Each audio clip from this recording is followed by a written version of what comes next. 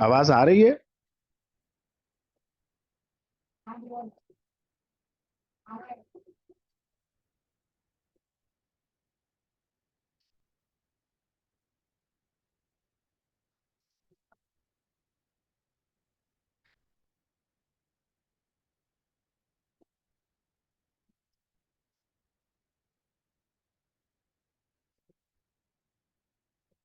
बिस्मिल्लाहिर्रहमानिर्रहीम।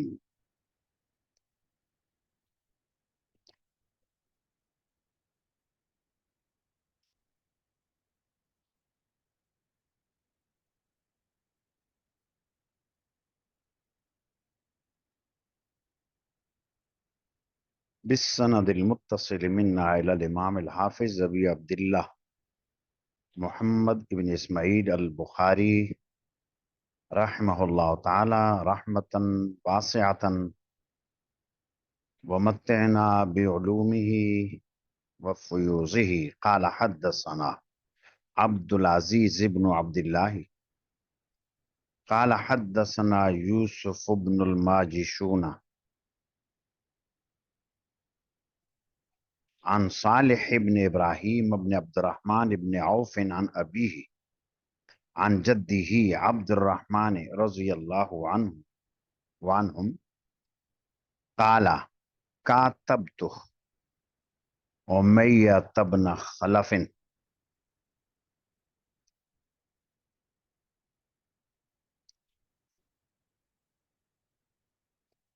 Abdurrahman ibn of रज़ियल्लाहु अन्हु से ये रिवायत है, फरमाते हैं कि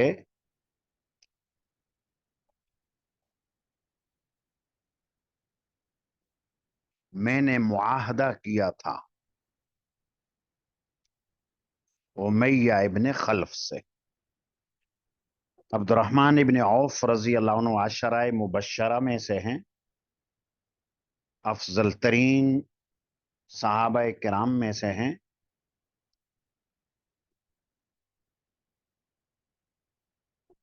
और वो ये फरमाते हैं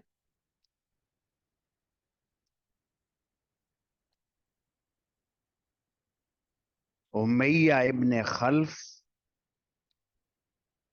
मक्का के सरदारों में से था और मैंने मुआहदा किया था उससे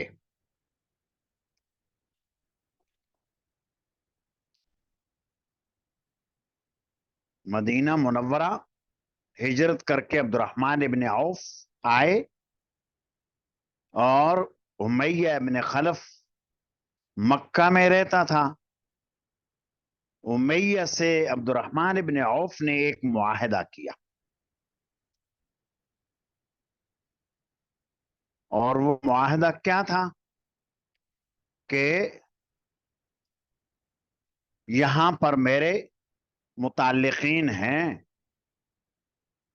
और जायदादें हैं, जरा ख्याल रखना। फलम्मा काना यौम बदरिन, जब बदर का दिन हुआ, फज़करा क़त्लहू व क़त्ल इब्निही,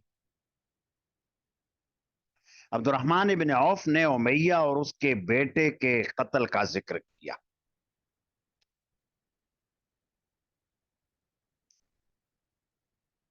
यानी बदर में उमय्या भी आ गया, उसका बेटा भी आ गया और बदर के मैदान में ये हैं। फ़क़ाल बिलालुन ला नजौतु इन नजा उमय्या,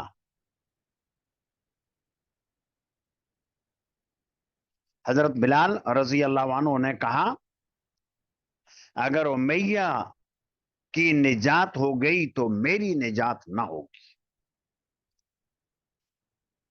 قصہ یہ ہوا تھا، عبد الرحمن ابن عوف رضی اللہ عنہ جب بدر کی جنگ ختم ہوئی اور کافروں سے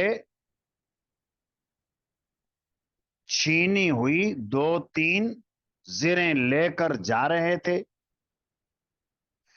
اتنے میں آواز آئی،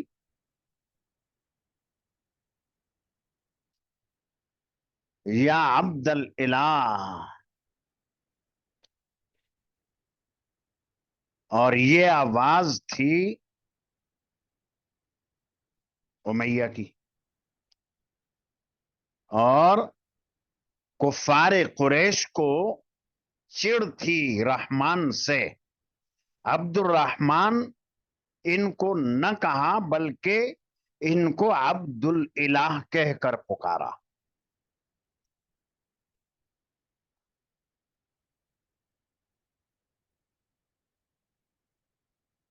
اور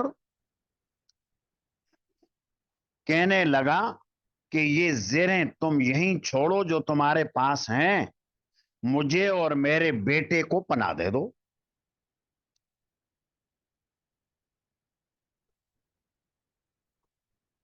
اور بعد میں جب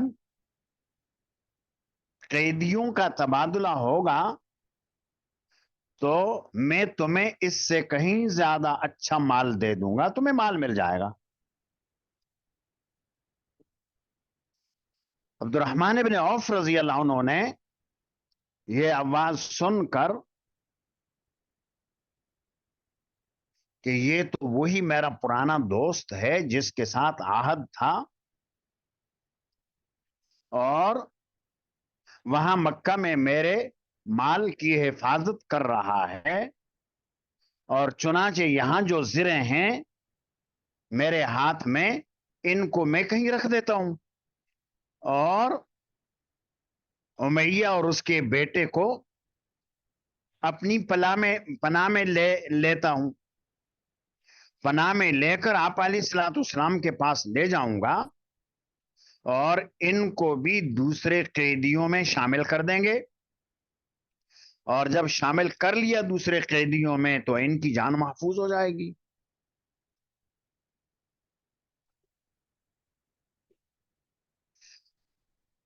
اتنے میں کچھ انصاری صحابہ کرام پر نظر پڑی تو انہوں نے یہ کہا کہ یہ تو کفر کا سردار امیہ ابن خلف ہے،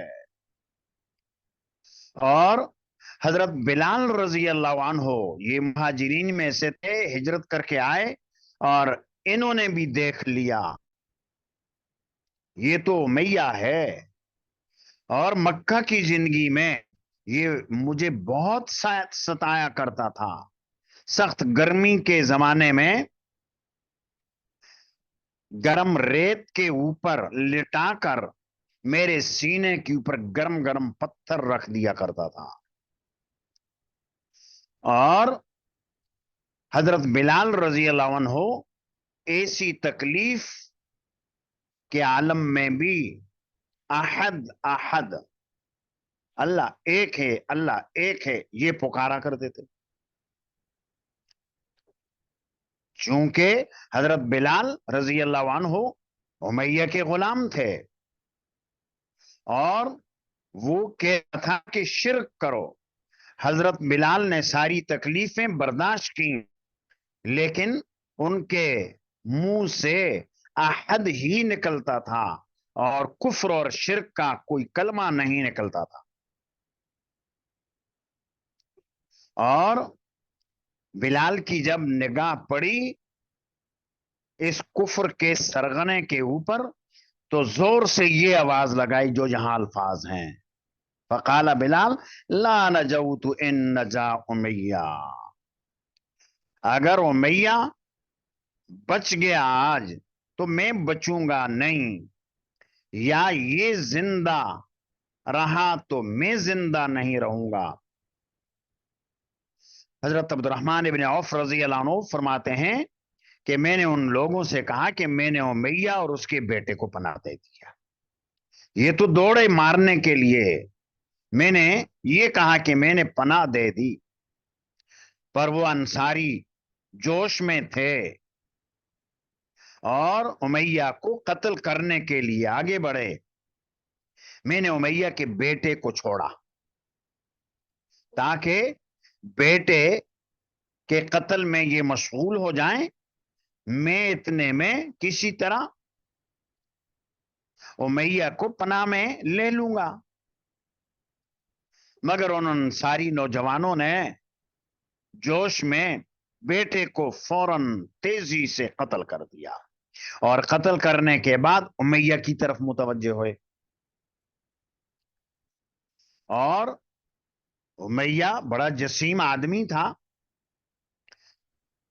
تو عبد الرحمن نے کہا کہ تم لیٹ جاؤ نیچے. لیٹ گئے. میں اوپر لیٹ گیا تاکہ میرے ساتھی اور مسلمان دیکھیں گے کہ عبد الرحمن اس کے اوپر لیٹا ہوا ہے تو وہ کسی نہ کسی طرح قتل سے بچ جائے گا. لیکن ساتھیوں نے نیچے سے تلوار کی نوکیں مار مار کر بالآخر بڑی ہی بے دردی سے اس کو قتل کر دیا. اور امیہ کو بچانے کے دوران عبد الرحمن ابن عوف رضی اللہ عنہ کے پاؤں پر بھی زخم آیا. بچا رہے تھے. عبد الرحمن ابن عوف بعد میں دکھاتے تھے کہ تلواروں کے یہ زخم میرے اپنے ساتھیوں کے مارنے کی وجہ سے آئے ہیں.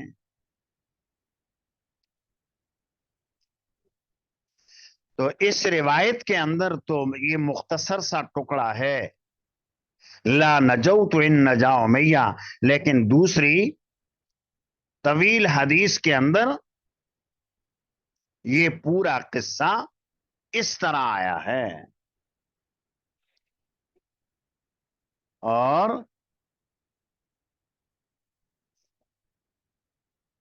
امیہ کے بیٹے کو بھی قتل کر دیا، امیہ کو بھی قتل کر دیا.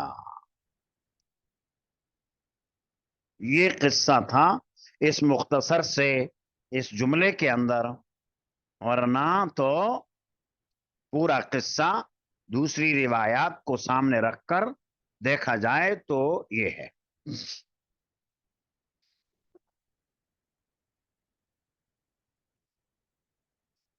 اور جن جن لوگوں کے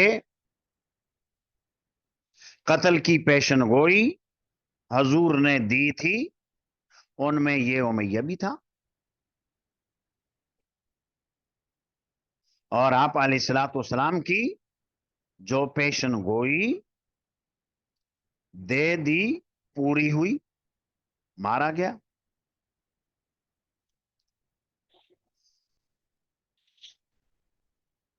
تو چونکہ یہ باب تو چل رہا ہے ابو جہل کے قتل کا، لیکن اس کے ساتھ ساتھ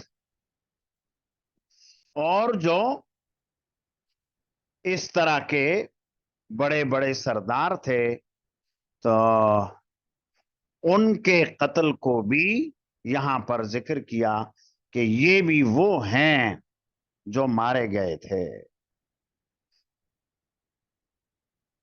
اگرچہ عنوان تو ابو جہل کے قتل کا ہے، لیکن اسی باب کے تحت اور دیگر قریش کے سرداروں اور بڑے بڑے کافروں کے قتل کا بھی ذکر ہے. تو یہ ابو جہل کے قتل کے ذیل میں ان سرداروں کے قتل کا بھی تذکرہ کیا.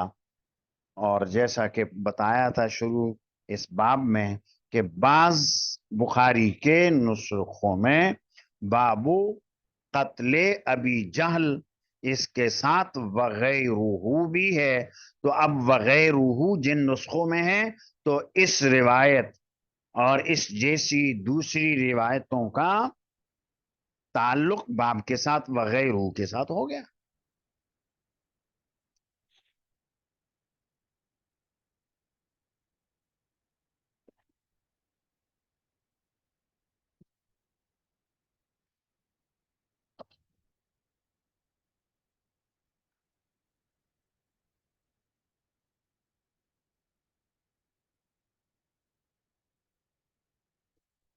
باقی رہا یہ کہ عبد الرحمن ابن عوف اور امیہ کے درمیان معاہدہ. تو مکہ مکرمہ اس وقت دار الحرب تھا، مدینہ طیبہ دار الاسلام تھا، اور دار الحرب اور دار الاسلام میں آپس میں لڑائی چل رہی تھی. اور وہاں مکہ کا یہ کافر تھا اور مدینہ طیبہ مسلمانوں کا شہر، عبد الرحمن ابن عوف مسلمان. اب دونوں نے آپس کے اندر معاہدہ یہ کیا، اپنے میں سے ہر ایک نے دوسرے کو اپنا وکیل بنایا. عبد الرحمن نے یہ کہا کہ جو چیز میں مکہ میں چھوڑ آیا ہوں، میرا گھر ہے، میری دوسری چیزیں ہیں، ان کی حفاظت کرو گے. امیہ نے کہا ٹھیک ہے. اور اس کے بدلے میں امیہ نے یہ کہا کہ میں بھی مدینہ میں کچھ سامان وغیرہ چھوڑ جاتا ہوں، اس کی حفاظت تم کرنا. یہ ان کے معاہدے میں طے ہوا تھا.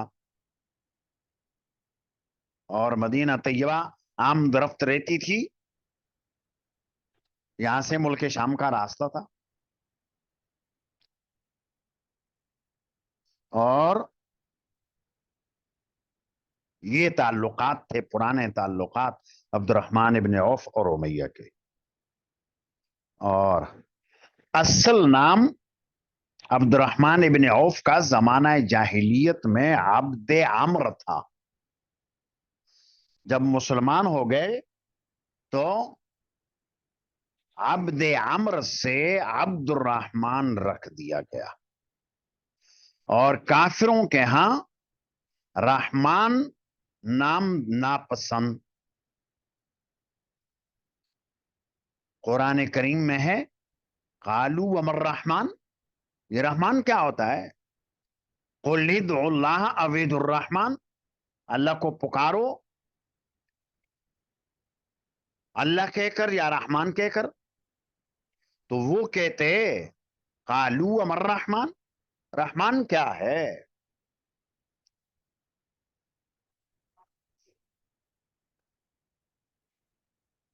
تو امیہ نے عبد عمر جو پرانا نام تھا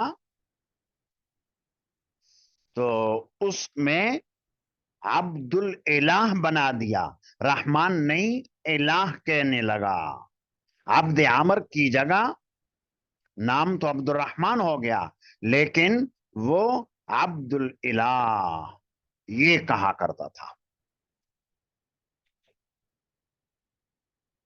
اس لیے بدر کے میدان میں عبد الرحمن ابن عوف رضی اللہ عنہ کو عبد الالہ سے یاد کیا.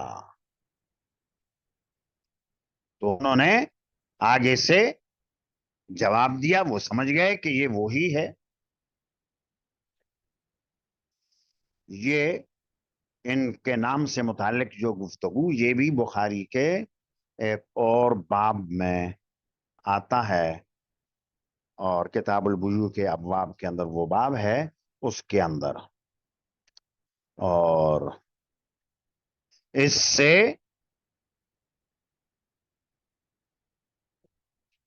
عقد موالات کا پتہ چلتا ہے.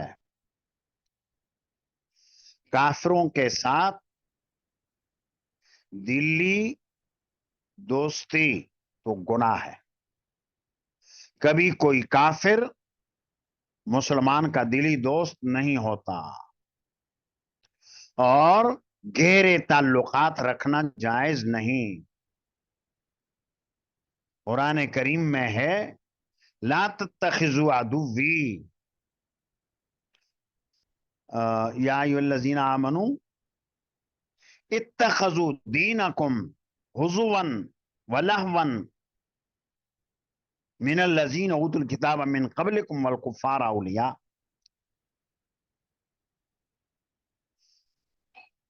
اور اہل ایمان کو کہا لا يتخذ المؤمنون الکافرین اولیاء. مومن کافروں کو دوست نہیں بناتے.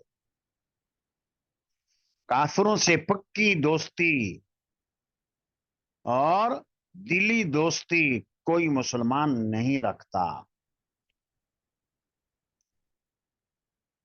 البتہ عقد موالات کافروں کے ساتھ بھی کرنا جائز ہے. اسی طرح کافروں کے ساتھ معاہدے کرنا یہ بھی جائز ہے. آپ علیہ الصلوۃ والسلام نے صلح حدیبیہ میں معاہدہ کیا تھا. قصہ وہ آ جائے گا. یہ بھی جائز ہے. کافروں کے ساتھ معاملات کرنا لین دین کرنا یہ بھی جائز ہے. اور مواسات کرنا کافروں کے ساتھ غمخواری کرنا یہ بھی جائز ہے. کوئی کافر پیاسا ہے بل بلا رہا ہے بھوکا ہے اور کھانا کھلا دیا. انتہائی بیماری کے عالم میں ہے کافر کو اٹھا کر اسپتال لے گئے جان بچ جائے اس کو مواسات کہا جاتا ہے. اور یہ تو انسان ہیں کتے کو بھی پانی پلا دیا تو کتے کو پانی پلانے سے بھی مسلمان کی نجات ہو سکتی ہے. جیسا کہ حدیث شریف کے اندر ایسا قصہ آپ نے پڑھا ہوگا. بخاری میں آتا ہے مشکات میں بھی آتا ہے. تو یہ ذرا یہ وضاحت اس لیے کی کہ عبد الرحمن ابن عوف تو ایسے بڑے درجے کے صحابی عشرہ مبشرہ میں سے اور امیہ کافروں کا سرغنہ اور ان کے ساتھ یہ عقد کیسے معاہدات کیسے تو ان کو بچانے کی باپ بیٹے دونوں کو بچانے کی کوشش کی. تو یہ ان چونکہ کافروں کے ساتھ معاہدات کرنا جائز ہے معاملات کرنا جائز ہے. اور موالات معاہدات معاملات مواسات یہ سب جائز ہیں. یہ ہمارا دین ہمارا اسلام یہ ہدایت دیتا ہے. اس لیے حضرت عبد الرحمن ابن عوف نے بچانے کی فکر کی.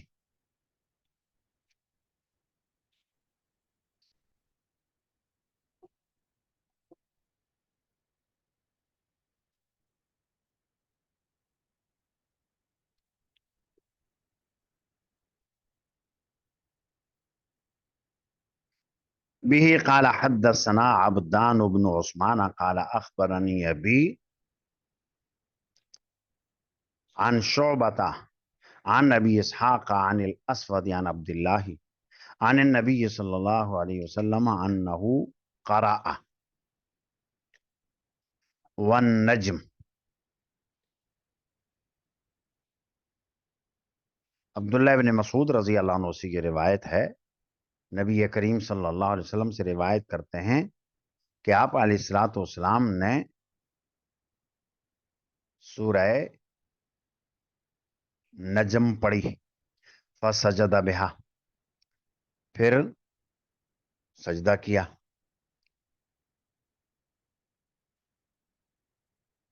سورہ نجم کے اختتام پر سجدہ ہے تو حضور نے سجدہ کیا.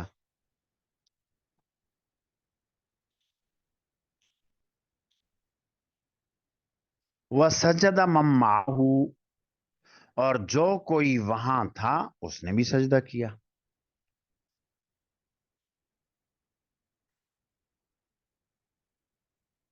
اور دوسری روایت میں آیا مماہو.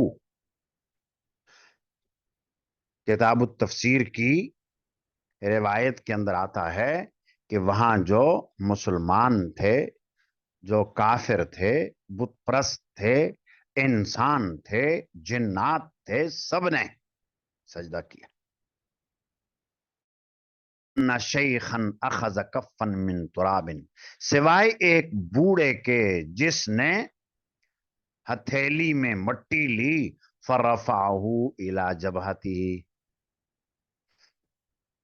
تو ہتھیلی میں مٹی لے کر اس سے اٹھایا اپنی پیشانی کی طرف. فقال یکفینی ھذا، مجھے یہ کافی ہے. یعنی وہ جھک نہیں سکتا تھا، ہاتھ میں مٹی لے کر اٹھا لیا، بس یہ کافی ہے. قال عبداللہ، حدیث کے راوی عبداللہ ابن مسعود کہتے ہیں فَلَقَدْ رَأَيْتُهُ بَعْدُ قُتِلَ كَافِرًا، میں نے دیکھا اس بوڑھے کو بعد میں کافر ہونے کی حالت میں قتل کیا گیا.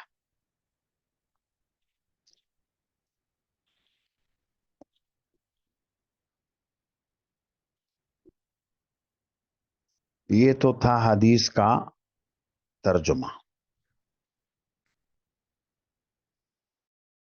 بھی تشریح ہے.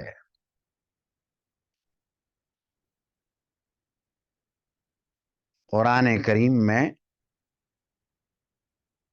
سجدے ہیں اور 14 سجدے ہیں. ایک سجدہ سورہ نجم کے آخر میں بھی ہے. امام مالک رحمۃ اللہ علیہ کے نزدیک گو کے 11 سجدے ہیں. سورہ نجم کا سجدہ ان کے نزدیک نہیں ہے.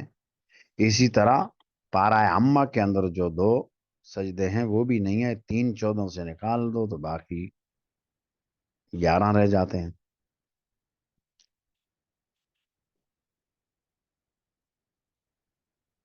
اور حضور نے یہ سورت پڑھی، سجدہ کیا. اس سے پتہ چلا کہ جیسا کہ ہمارا مسلک ہے اس میں بھی سجدہ ہے.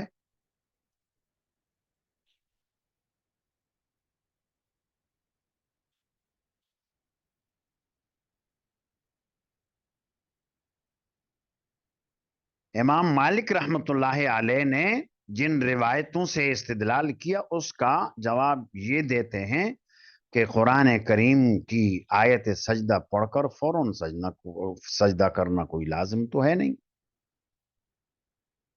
بعد میں کر لیا ہوگا.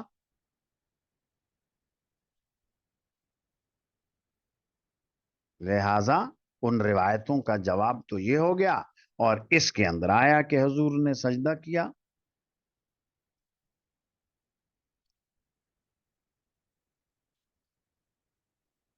تو یہاں یہ تو ضمنی طور پر سجدے کا تذکرہ آ گیا.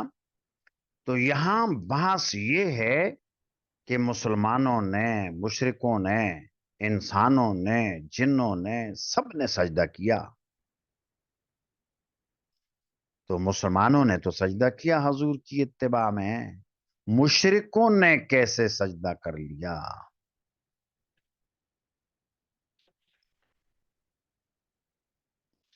ایک اس کا جواب تو یہ ہے کہ آپ علیہ الصلوۃ والسلام نے سورہ نجم ایسی پرکیف اور جلالی انداز میں تلاوت فرمائی کہ بے اختیار کافر بھی سجدے میں گر گئے.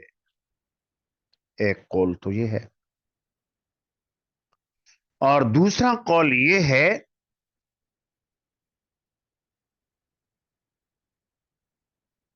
قرآن کریم کی ایک اور آیت میں یہ آتا ہے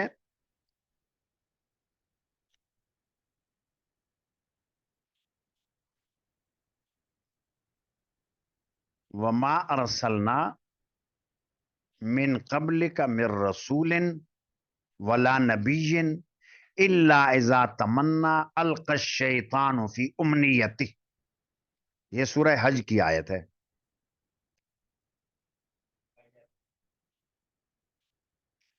और सूरह हज की इस आयत की तफसीर में ये आया है कि जब आप अलैहिस्सलाम ने सूरह नजम की तिलावत की, दरमियान में किसी ने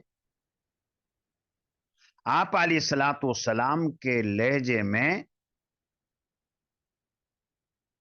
दो जुमलों का इजाफा कर दिया और काफिरों ने ये समझा, मुशरिकों ने ये समझा कि ये मोहम्मद ही की आवाज है। और सूरह नजम में बुतों का तज़किरा है, अफरअयतुमुल्लात वल उज़्ज़ा व मनात सालिसतल उखरा। जब ये आयत हजूर ने तिलावत की तो बीच में जब आपने सांस लिया तो मुशरिकों को ये आवाज आई, तिलकल गरानीकुल उला व इन शफाअतुहुन्ना लतुर्तजा। तिलकल गरानीकुल उला, कि ये बड़े ऊंचे दर्जे की मूर्तियां हैं।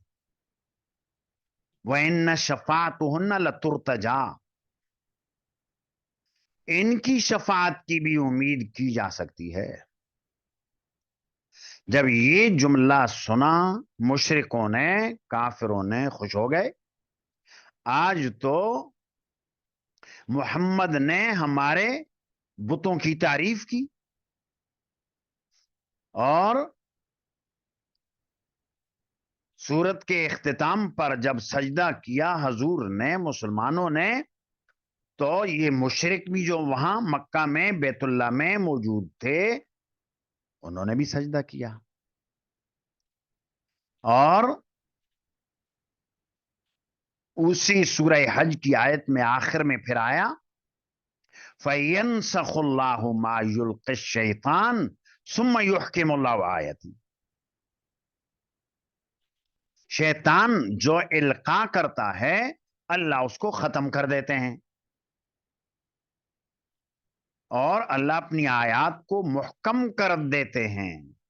यानी जो आयात जिस तरीके से नाजिल हुई उसी तरीके पर बाकी रहती हैं, और शैतान ने जो इजाफा करने की कोशिश की वो नाकाम हो जाती है। तो ये है बहस। इसको कहा जाता है कि गरानीक का किस्सा। तो ये गरानीक का किस्सा था। हजूर के लहजे में कुफार कुरैश को ये कलेमात सुनाई दिए, तिलकल गरानीकुल उला व इन शफाअतुहुन्ना लतुर्तजा। और खुश हो गए काफिर। जब हुजूर ने, मुसलमानों ने सजदा किया तो फिर इन्होंने भी सजदा किया। तो ये हैं दो जवाब उन कुफार कुरैश ने जो सजदा किया, इसलिए सजदा किया। और आप तिरमिजी में पढ़ेंगी या पढ़ लिया होगा, हबशा को हिजरत करके जाने वाले जो लोग थे, उन्होंने वहां पर सुना कि सारे मक्का वाले मुसलमान हो गए और हजूर ने सजदा किया, सारे के सारे सजदे में गिर गए हजूर के साथ। हजरत अब्दुल्लाह इब्न मसूद वो कहते हैं कि मैं वहां से वापस आ गया मक्का, यही अफवाह सुनकर, और जब देखा यहां आकर तो सूरत हाल बदली हुई, पहले से भी ज्यादा सख्तियां। तो फिर मैंने दोबारा हिजरत कर ली हबशा ही की तरफ। और फिर जब आप अलैहिस्सलातु वस्सलाम مکہ مکرمہ سے ہجرت کر کے مدینہ طیبہ تشریف لے گئے، تو پھر حبشہ سے میں ہجرت کر کے سیدھا مدینہ طیبہ گیا۔ تو اسی قصے کی افواہ جو اڑی وہ یہ اڑ گئی کہ سارے مسلمان ہو گئے، جبکہ یہ افواہ تھی، حقیقت تھی نہیں۔ تو خیر یہ دو قول، یا تو آپ علیہ الصلوۃ والسلام نے ایسے جلالی انداز میں، پرکیف انداز میں اور درد کے ساتھ قرآن کریم کی یہ سورت پڑھی، بے اختیار سجدے میں گر گئے۔ یہ کافر بھی متاثر تو ہوتے تھے، کافر بھی شروع میں ابو بکر صدیق رضی اللہ عنہ رات کو قرآن کریم کی تلاوت کرتے ہیں، کفار قریش نے یہی تو آ کر کہا کہ ابو بکر قرآن پڑھتے ہیں، ہماری خواتین ہمارے بچے متاثر ہوتے ہیں، یا تو قرآن پڑھنا بند کرو یا جو ہم نے عہد کر رکھا ہے وہ عہد توڑتے ہیں۔ اور ابو بکر نے کہا میں قرآن تو نہیں بند کر سکتا ہوں، عہد توڑ دو۔ اور پھر آگے سیرت کی کتابوں میں قصہ آتا ہے، نکل گئے۔ اللہ نے پھر راستہ کھول دیا کہ ایک اور کافر ملا، ابو بکر کیا قصہ ہے؟ کہا کہ مجھے نکال دیا ہے۔ کہا کہ تم جیسے شخص کو کون ہے نکالنے والا، آؤ میرے ساتھ، میں امان دیتا ہوں۔ پھر لے گئے۔ تو کافر بھی متاثر ہوتے تھے۔ پہلے جواب کے اندر جو آیا یہ ہیبت طاری ہوئی، جلال کی وجہ سے سجدے میں گر گئے یہ۔ اور دوسرا قصہ یہی غرانیق والا، اس روایت کے اندر جو آیا تلک الغرانیق العلا وان شفاعتهن لترتجا، اور اس وقت کا یہ قصہ ہے کہ یہ شیخ جس نے اپنی پیشانی کے ساتھ مٹی لگائی، یہ وہی تھا امیہ ابن خلف، جس کا سابقہ روایت کے اندر تذکرہ آیا۔ یہ تھا بوڑھا اور تھا جسیم، جھک نہ سکا، مٹی لی اور مٹی لے کر اپنے ماتھے کے ساتھ لگا دی۔ اور پھر اس کے بارے میں عبداللہ ابن مسعود کہتے ہیں کہ بعد میں نے اس کو دیکھا قتل ہوا، اور بدر میں یہ قتل ہوا۔ تو اس روایت میں بھی سنادید قریش میں سے اسی سردار امیہ ابن خلف کے قتل کا تذکرہ اور باب کے ساتھ مناسبت ہو گئی کہ ابو جہل بھی ان کا سرغنا، یہ بھی ان کا سرغنا۔ بھی قال اخبرانی ابراہیم ابن موسیٰ قال حدثنا هشام ابن یوسف عن معمر عن هشام عن عروہ رضی اللہ عنہ وعنہم قال کان فی الزبیر ثلاث ضربات بالسیف۔ عروہ کہتے ہیں، عروہ ہیں بیٹے زبیر کے، زبیر کے ایک بیٹے عبداللہ ابن زبیر، وہ تو صحابی ہیں، اور یہ عروہ یہ تابعی ہیں، یہ صحابی نہیں ہیں۔ تو زبیر یعنی میرے والد ماجد، ان کے 3 نشان تھے تلوار کے۔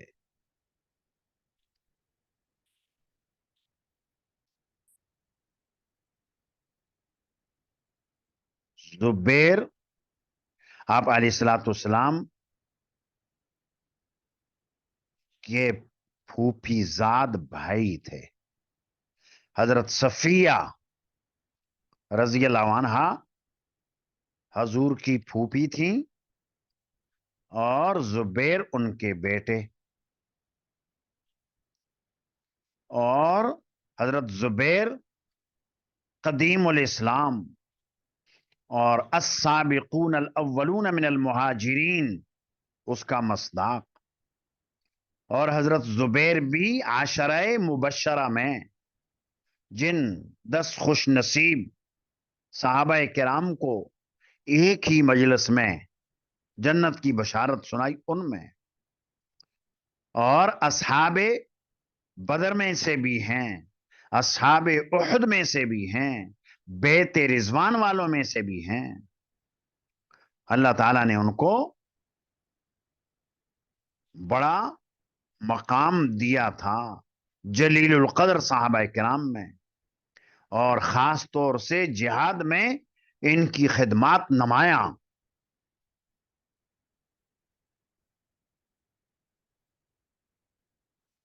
اور بدر میں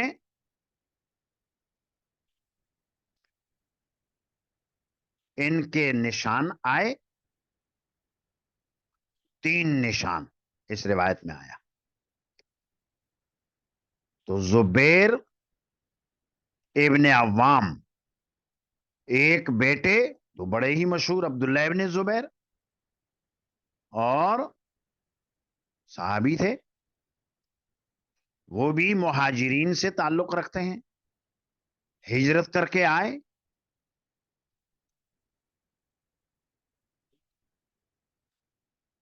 اور مشکات میں یہ قصہ پڑھا ہوگا آپ نے، جب مہاجرین آئے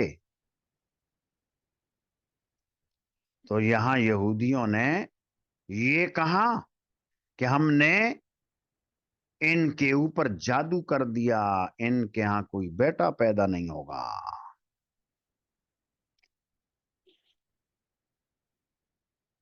اور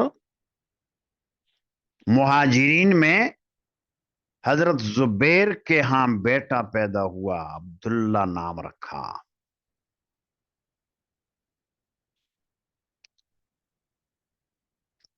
اور حضرت اسما رضی اللہ عنہا مکہ مکرمہ سے ہی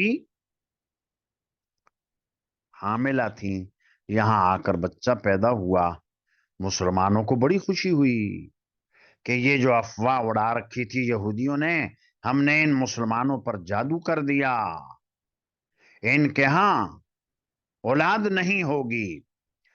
تو زبیر کے ہاں بیٹا پیدا ہوا تو صحابہ کو اس کے اندر بڑی خوشی ہوئی. اور دوسرے بیٹے عروہ ہیں، اور یہ تابعی ہیں، صحابی نہیں. آپ علیہ الصلوۃ والسلام کے وصال کے بعد پیدا ہوئے تھے، اور یہ تابعی ہیں.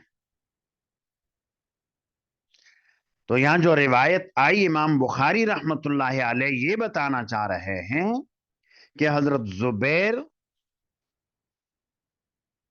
غزوہ بدر میں شریک تھے، اور نہ صرف یہ کہ غزوہ بدر میں شریک تھے، بلکہ ان کے بڑے بڑے کارنامے ہیں جو انہوں نے اس غزوہ میں انجام دیے، اور ان کے گہرے زخم لگے تلوار کے. اور یہ جنگ احد کے اندر، جیسا کہ اس روایت کے اندر آیا آپ نے دیکھا، کان فی الزبیر ثلاث ضربات بالسیف احداہن فی عاتقہ،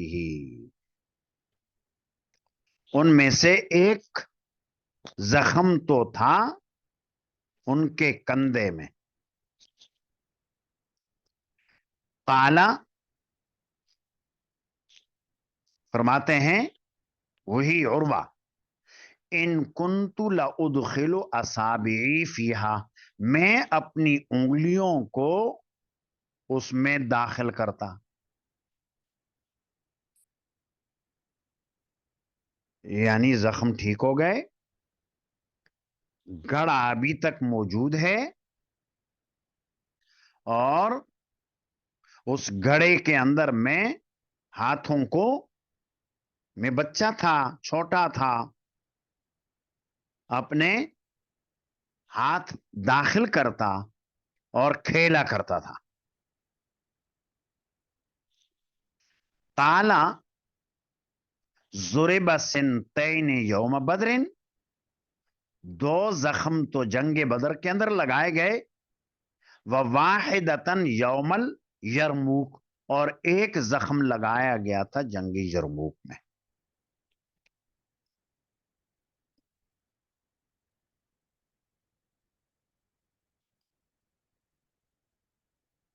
حضرت عروہ کے کہنے کا مطلب یہ ہے کہ میرے ابا حضرت زبیر ابن عوام کے جسم پر تلوار کے تو نشان تھے 3،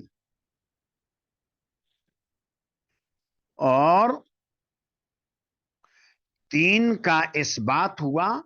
اس کا یہ مطلب نہیں کہ 3 سے زیادہ زخموں کی نفی ہے، جیسا کہ اگلی روایت سے معلوم ہوگا کہ 3 نہیں 4 نشان تھے. 2 جنگ یرموک میں لگے، 2 جنگ بدر میں لگے، اور ان زخموں کی ترتیب یہ تھی کہ پہلے ایک زخم تھا جنگ یرموک کا، پھر اس کے ساتھ ملا ہوا جنگ بدر کا، پھر جنگ یرموک کا، پھر بدر کا. تو یہ 4 نشان تھے.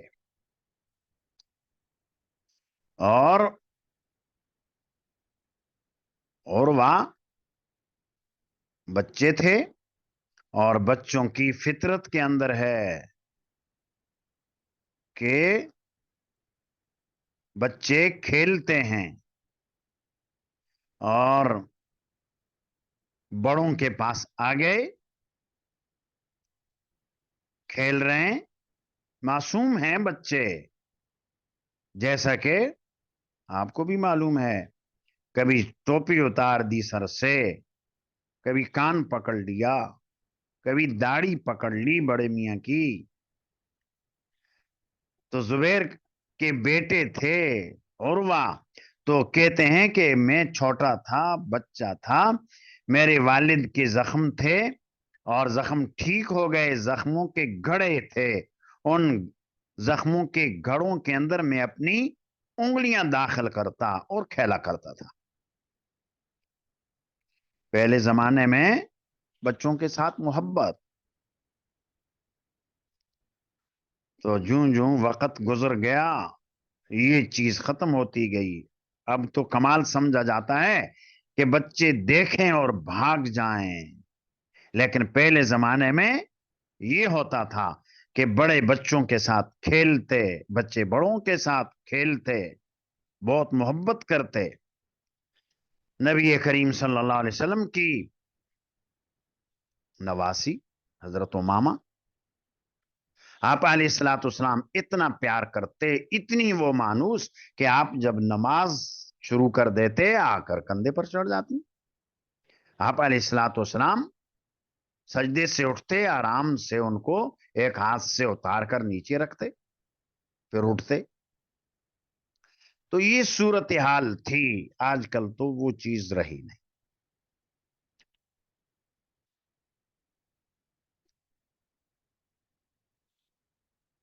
تو یہ بات ضمنی طور پر بتا دی.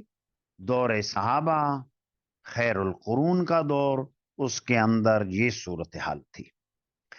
قال عروۃ وقال علی عبد الملک ابن مروان حین قتل عبداللہ ابن الزبیر. عروہ کہتے ہیں کہ مجھے عبد الملک ابن مروان نے کہا جب عبداللہ ابن زبیر کو قتل کیا گیا، یا عروہ حل تعرف سیف الزبیر، کیا زبیر کی تلوار کو تم پہچانتے ہو؟ قلت نعم، میں نے کہا کہ جی ہاں. قال فما فیہ، اس کے اندر کیا ہے، یعنی تلوار کے اندر کوئی نشانی تمہیں یاد ہے؟ اور عبداللہ ابن زبیر تو تمہارے بھائی ہیں، اور یہ جو تلوار ان کو ملی ان کے والد کی جانب سے، زبیر کی جانب سے. قلت فیہ فلتن فلہا یوم بدرن، اس میں دندانے پڑے ہوئے تھے، اور وہ دندانے جنگ بدر میں پڑے تھے. قال صدقتا، عبد الملک نے کہا کہ ٹھیک کہا. اور قصہ یہ ہوا مختصراً.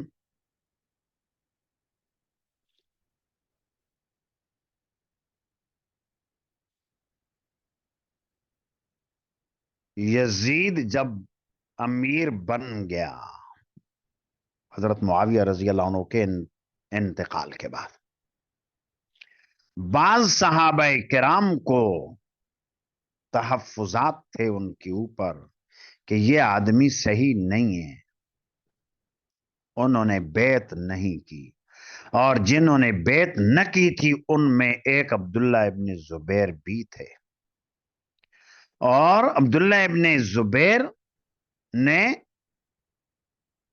اپنی حکومت قائم کر دی اور مسلمانوں کو لے کر مکہ مکرمہ، مدینہ منورہ، کچھ اور حصے،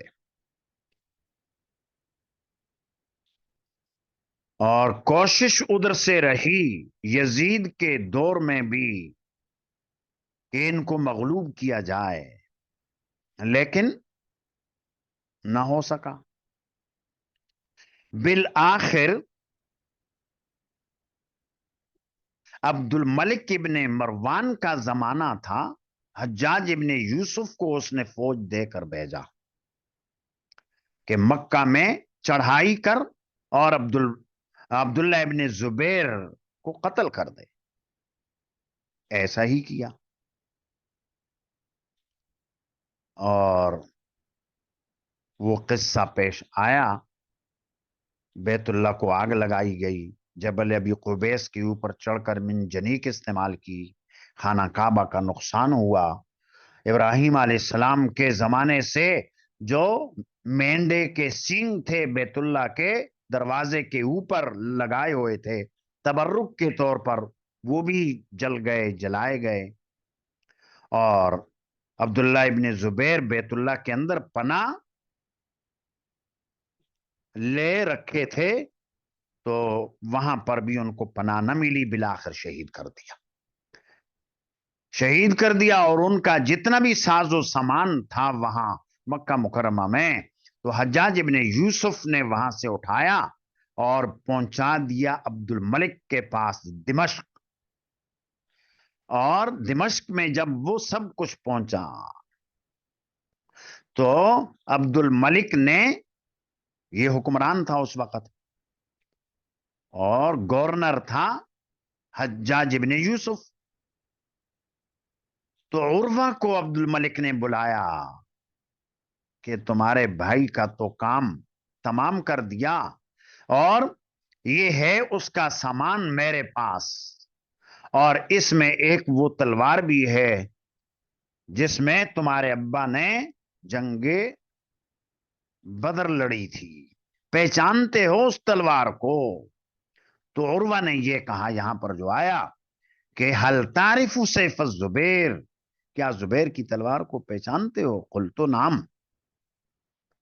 قال فما فیہ، قلت فیہ فلۃ فلھا یوم بدر، اس میں دندانے پڑے ہوئے ہیں کہ جب ہڈیوں کے اوپر تلوار چلتی ہے تو آگے سے دندانے پڑ جاتے ہیں چھوٹے چھوٹے۔ قال صدقتا، اور پھر آگے سے عبد الملک نے وہ تلوار دے دی، سچ کہا۔ تو عروہ ابن زبیر کا اور عبد الملک جو اس وقت کا بادشاہ تھا، یہ مکالمہ ہوا، اس مکالمے کو یہاں پر نقل کیا، اور آگے پھر عبد الملک نے یہ شعر پڑھا جو سیرت کی کتابوں میں بھی ہے، بہن فلول من قراع الکتائبی، قراع یہ باب مفعلہ کا مصدر ہے، قرع یقرع، اس کے معنی کھٹکھٹانا، تلواریں جب ایک دوسرے کے ساتھ لگتی ہیں، جھنکار آتی ہے، تو اس جھنکار کو کہا جاتا ہے۔ اور کتائب، کتیبہ کی جمع ہے، لشکر کو کہتے ہیں۔ تو اس شعر کا مطلب یہ ہے کہ ان تلواروں میں دندانے پڑے ہوئے ہیں، اور من قرائل کتائبی، لشکروں کے اوپر یہ تلوار جب چلتی ہے تو اس تلوار کے چلنے سے دندانے پڑ گئے۔ عروہ نے جب اپنے والد ماجد حضرت زبیر کی تلوار کی نشانی बतला दी और उसके साथ साथ बदर के कारनामों का भी तज़किरा कर दिया। तो बहरहाल अब्दुल मलिक था तो मुसलमान ही, और हजरत जुबैर इब्ने अव्वाम रजी अल्लाह अन्हु की आजमत को जानने वाला भी था। इसलिए उर्वा से कहा कि बिल्कुल तुमने जो कहा सच कहा, कि ये तलवार तुम्हारे बाप जुबैर की है। और फिर ये शेर पढ़ा, और शेर पढ़कर ये तलवार उनको दे दी। सुम्मा रद्दहु अला उर्वता, फिर उर्वा को वो दे दी। काला शाम फाकमनाहु बैनना सलासता आला। ये हिशाम उर्वा के साहिबजादे हैं। और जब उर्वा का इंतकाल हुआ तो वरासत बटी, और वरासत में वो तलवार भी थी। वह अखज़ बाजुना, और हम में से किसी ने उसको ले लिया। वला वदित्तु अन्नी कुन्तु अखज़तुहु, तो उस तलवार की जो कीमत थेरी सलासतु आलाफ, 3,000, और हम वारिसों में से किसी ने ले ली। और आगे हिशाम कह रहे हैं वलवदित्तु अन्नी कुन्तु अखज़तुहु, कि काश के मैं ले लेता। यानी उस वक्त मुझे तो अंदाजा था नहीं, ये तो वो तलवार है हमारे दादा की, और जंग बदर में इस्तेमाल हुई। ये बाइस बरकत तलवार, उस वक्त एहसास हुआ नहीं, लेकिन बाद में एहसास हुआ कि इस तलवार को 3,000 दिरहम क्या चीज है, वो मैं दे देता और देकर इस तलवार को ले लेता। फ़ाक़मनाहु बैनना सलासता आलाफ, हमारे दरमियान उसकी कीमत लगी 3,000। यानी वारिसों ने तरका जब तकसीम किया तो उस तलवार की ये कीमत लगाई। वअख़ज़हु बाज़ुना वलवदित्तु अन्नी कुन्तु अख़ज़तु।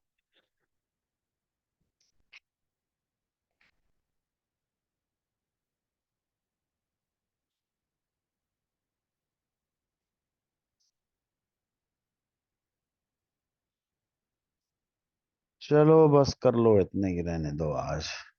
थोड़ा हुआ आज सबक, इंशाल्लाह अल्लाह ने तौफीक अता फरमाई तो आइंदा मजलिस।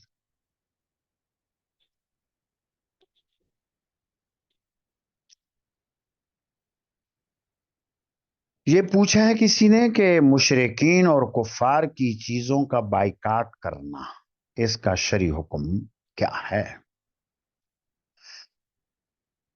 देखो, एक तो है गैरत का तकाजा, वो कुछ और है। एक है हलाल हराम का तकाजा, वो कुछ और है।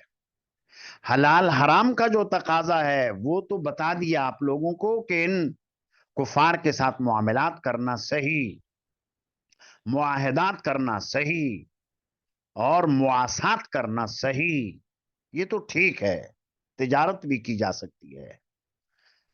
लेकिन बाइकाट करना कि हमारी इस तिजारत से ये काफिर फायदा उठाएं और फिर उस फायदे को और उस नफे को हम मुसलमानों के खिलाफ ही इस्तेमाल करें, तो ये गैरत का तकाजा है, ये शरई हुक्म नहीं।